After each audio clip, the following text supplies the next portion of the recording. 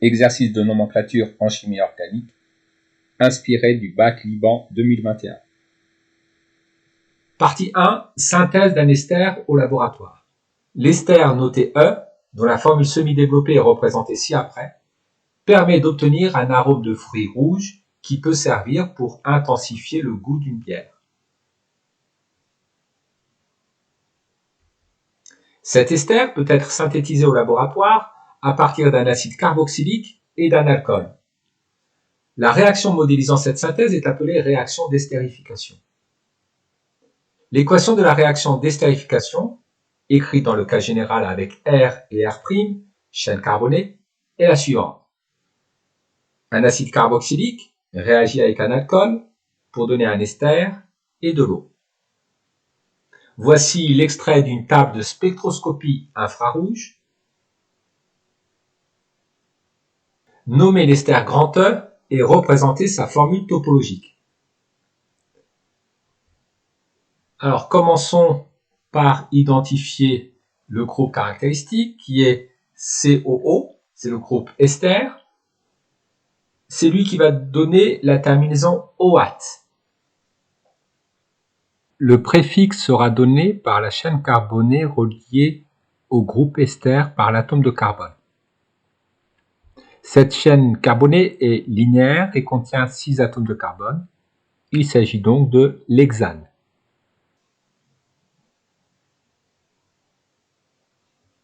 À la fin du nom de l'ester, nous allons nommer le groupe alkyle relié au groupe ester par l'atome d'oxygène.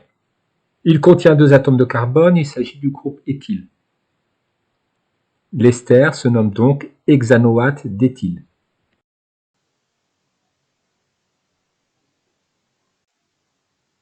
Écrivons maintenant la formule topologique de l'hexanoate d'éthyle.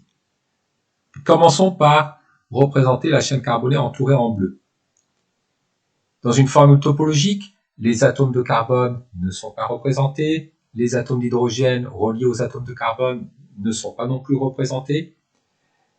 La chaîne carbonée est représentée par une ligne brisée. Chaque segment correspond à une liaison carbone-carbone.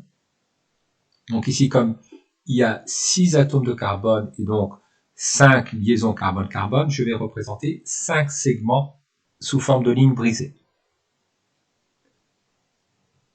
Les atomes d'hydrogène reliés aux atomes de carbone ne doivent pas être représentés et les atomes de carbone correspondent au sommet de chacun des segments.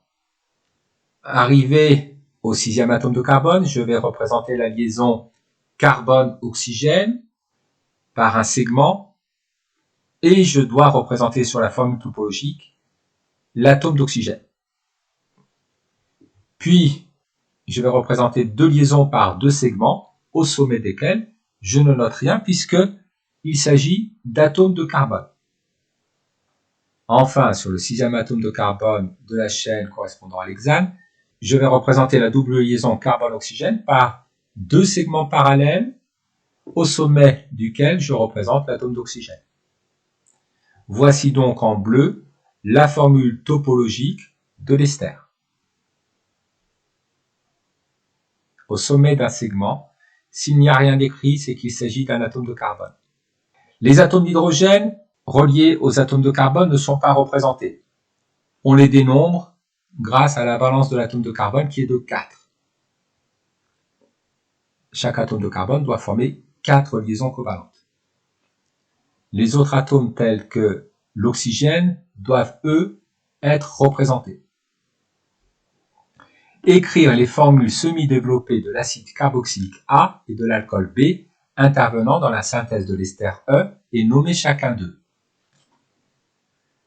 L'ester se nomme hexanoate d'éthyle.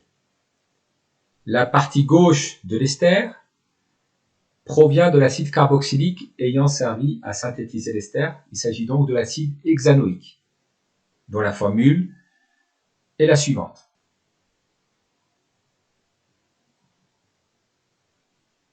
Dans le nom hexanoate d'éthyle, éthyle vient du nom de l'alcool qui a servi à synthétiser l'ester. Il s'agit donc de l'éthanol CH3CH2OH.